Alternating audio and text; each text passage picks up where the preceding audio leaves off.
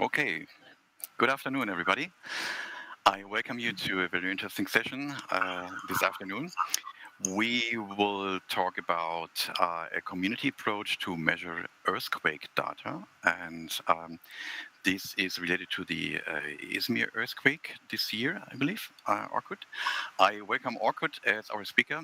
He's connected from Istanbul, and it is his first talk at the first Congress for him, so he has never seen or heard us before, maybe just from remote. So, yeah, I'm interested to see about what he was talking about, and I would like to hand over to you, Orkut, and maybe introduce yourself. Okay, thank you for introducing me. I'm very excited to be here online, at least. I'm Orkut Murat Yılmaz from Istanbul, Turkey. I'm a survey engineer and I'm working as a DevOps engineer too. Actually, I have been working as part of some NGOs which have been focused on free software, open data, crowdsourcing, and also internet privacy too.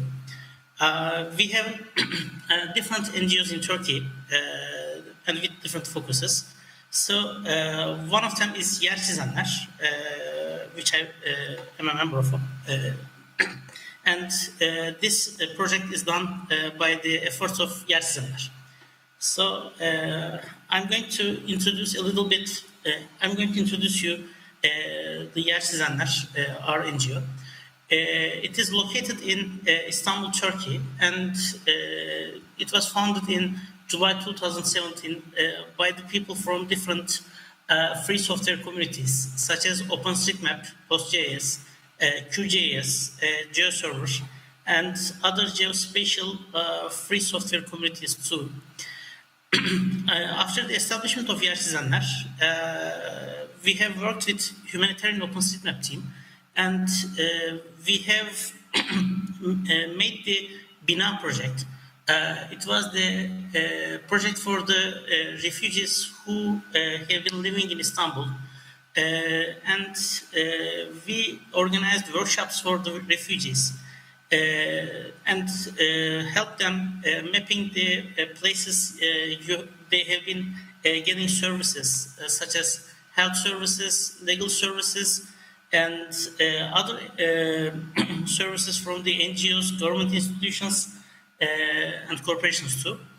After the workshops, refugees created the buildings and the roads and the other maps data over the OpenStreetMap.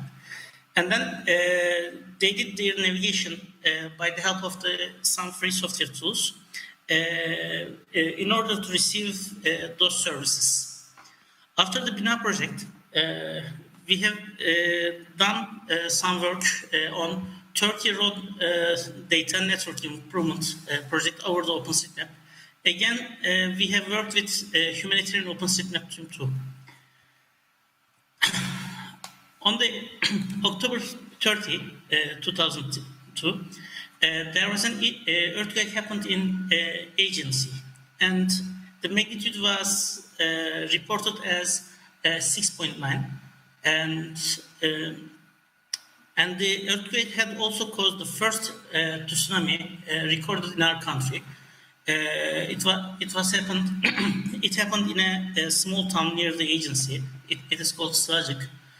And then the result of the earthquake was 116 casualties and 1,034 injuries. So this was a photograph of a demolished building after the earthquake. So there's a national institution in Turkey. It is a Union of Chambers of Turkish Engineers and Architects. From different branches of engineering and architecture and urban planning, people got together since the 50s, and they work as the local professional organization for the engineers and architects and urban planners. So we have contacted the Izmir City Coordination Council. It is called CCC here again. And we work with them, and they have established a crowdsourced call center after the earthquake in order to organize the field work and office work. And they helped us doing our office work, field works, workshops, and the other data collection and data analyzing works with us.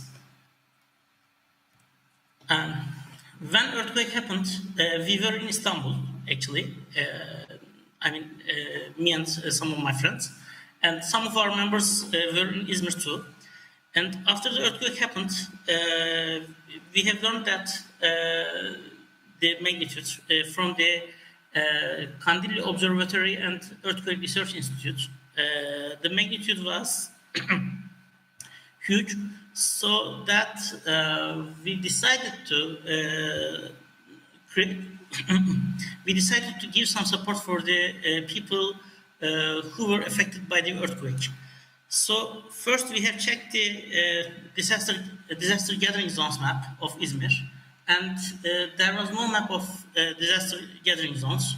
There were some spreadsheets on the National Disaster Government Agency's website. So we have collected the data, and then we have created the disaster gathering zones map in an hour after the earthquake. An hour after the earthquake, our disaster gathering zones map was online, and we started spreading it over the social media. And then we went to Izmir, and because of the all the works we have done with the humanitarian OpenStreetMap team, we have some know-how about using mobile applications and mobile forms in order to gathering data from the disaster areas. So we have contacted the Izmir City Council of National Chambers of Engineers, and then we go to the field and we went to the disaster areas. And then we have collected the demolished buildings data first. We have collected the building type. We have collected the building architecture. We have collected the is there a roof level? Is there how many levels the building has, and the other data as well. And after that, when we collected the data, we have published another online map over the UMap. So we have three layers of the map here. One of them is fully demolished buildings right after the earthquake. And the second layer is about partially demolished buildings. And the third layer is showing us controlled demolition of the buildings. After the earthquake, there were some damaged buildings and demolished buildings as well. And some damaged buildings were demolished by the workers and engineers and the other people there. And then we have organized a meeting with the Izmir City Coordination Council of National Chamber of Engineers. And then we decided to create a public forum and distribute the form to the people who were affected by the earthquake. And then we started collecting the citizen data. We asked people, where is your building? Where have you been living? And do you have the photographs of the damage? And the city governor's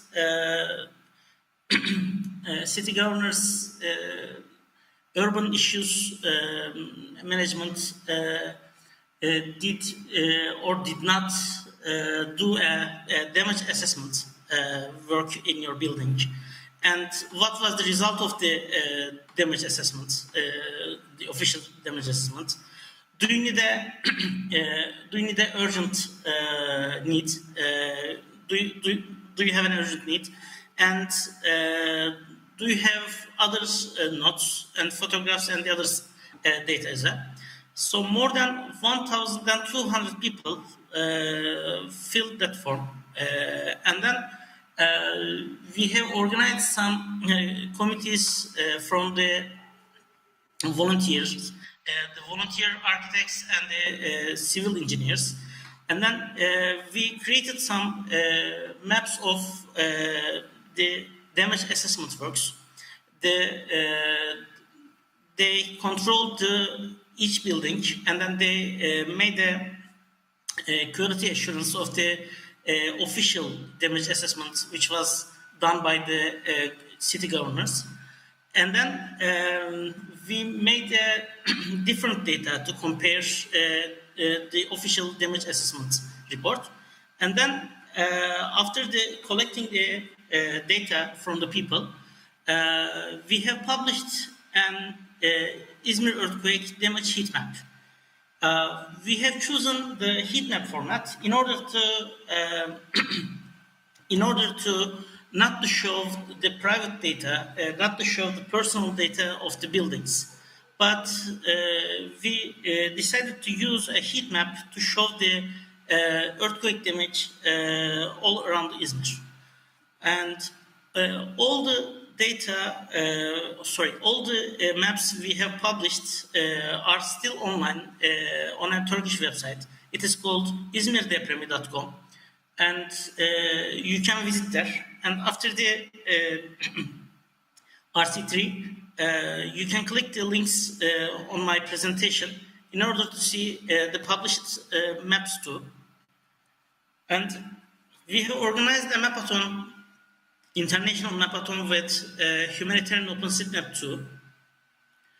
And after the mapathon, we have chosen an area, the urgent area and the other areas of Izmir. And then we got together with the volunteers, and then the Turkish OpenStreetMap community and the global OpenStreetMap community too. And we have created the maps for the Izmir. And we have used different data sources.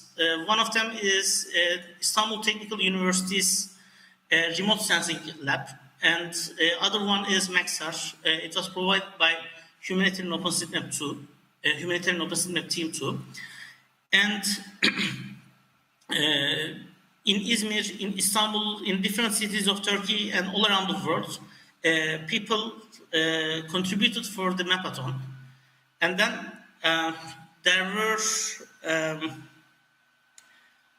155,323 buildings were mapped on the mapathon. And it was 173,844 edits were done. It was huge for Turkey, and it is the greatest contribution of humanitarian OpenStreetMap teams Turkey data after the earthquake. And we have created the earthquake data GitHub repository, or the GitHub, and we have been sharing the open data. I mean, we have deleted the private data, and we opened the source of data we collected from the citizens and data we collected from the field. And we also published a report here in Turkish, but an English report will be published too in a week or two. So this is the stuff we have done in order to, in a response of Izmir earthquake, as the citizen engineers, architects, and urban planners too. Thank you for listening to me. Thank you, Orkut. You said the map is still online. Can you show the map right now? Is it possible Yes. to have a quick view or walkthrough? Okay. So this one is Disaster gathering zones map of Izmir. It is online on UMap. And this is the earthquake, demolished demolished buildings map of the earthquake. And you can check the layers here. I mean, these are the fully demolished maps, and these are the partially demolished buildings. And then these are the controlled demolished buildings in the earthquake area, actually. Sorry. And then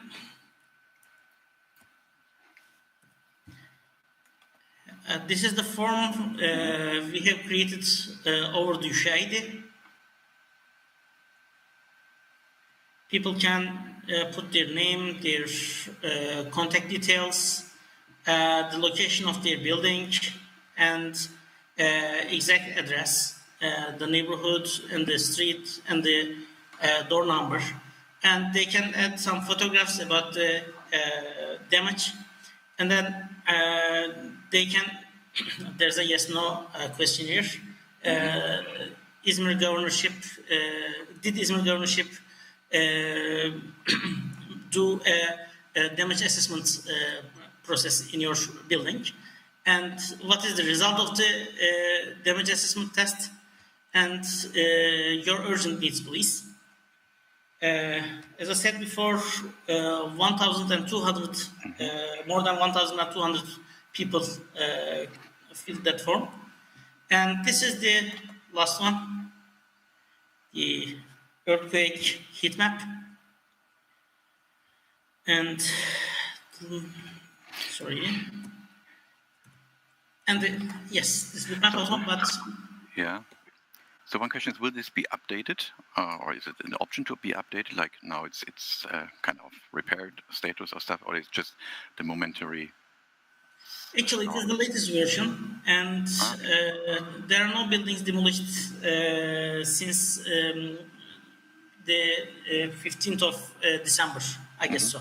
But if there will be a new building demolished, we are going to put that on the map. Actually, not only us, the other volunteers living in Izmir can put the data on the map too. I got one more question, because it's interesting for the people to see where the data, the map, and so on is. So the link overview would be interesting. So maybe you mentioned the GitHub link where it's all properly documented. So maybe you can open that up again, and so we have it at least in the talk. Okay, so we find it probably, yeah. Good. Yeah, links are very welcome. Here we can see it, yeah, good. Yes. Okay. Yeah, so interesting. And any more future plans on how to extend that, or is it kind of regular, so you never know?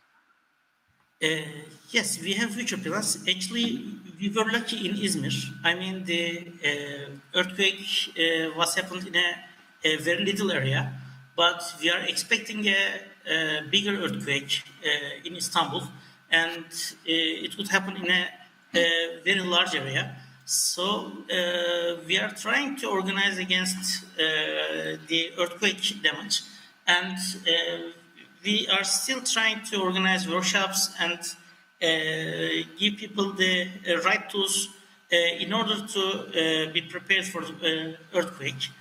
So we still want to analyze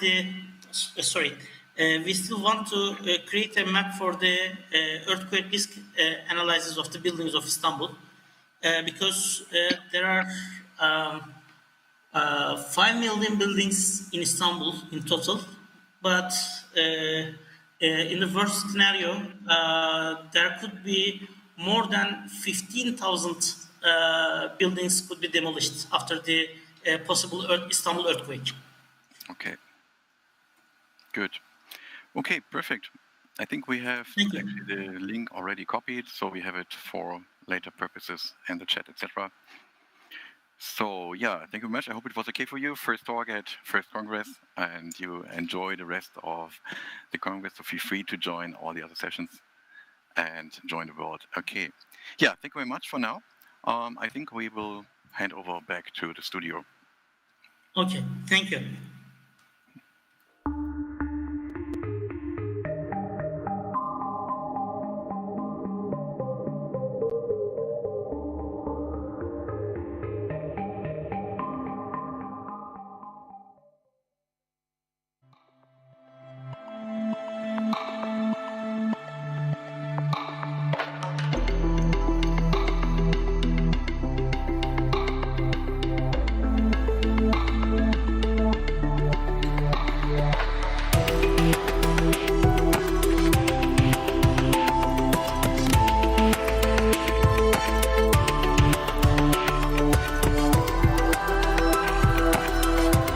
Package to you. Okay, it will be actually it will be very nice for me. But I have shared my address with Patricia. This is the address of actually our entry, gerçekten. But I'm going to get down the Mumble chat split. Okay, so it's the address of the NGO you shared with Patricia. Yes. Okay, we're looking with your for the address to make sure we have it. Because probably afterwards we have tough to contact you. Just wait for a second and maybe have the address. Yeah, okay, right. It's a very interesting project. So you're not using actually mobile phone data while the earthquake is happening. You just use people tools to collect the stuff afterwards. Yes, but actually there are no preparedness for the mobile phone data. So we decided to collect the data directly from the citizens. Okay. Because there's some approaches, I think, from Google to collect maybe GPS data in combination with the Euro sensor data and vibration stuff. Yes. But this wouldn't replace your activity at all. It's just maybe mapping where it happened. Okay, great. Yeah, okay, thank you very much. And that's all for today. Feel free to stay and look at the other presentations. Yeah, well, next year you really should come. We have more NGOs with big assemblies, Yes. like refugee ones, Cador and other organizations. So it's really good to have them. Okay, thank you. Okay, thank you very much. You can now shut down, close. Bye bye. Okay, bye-bye. Bye bye.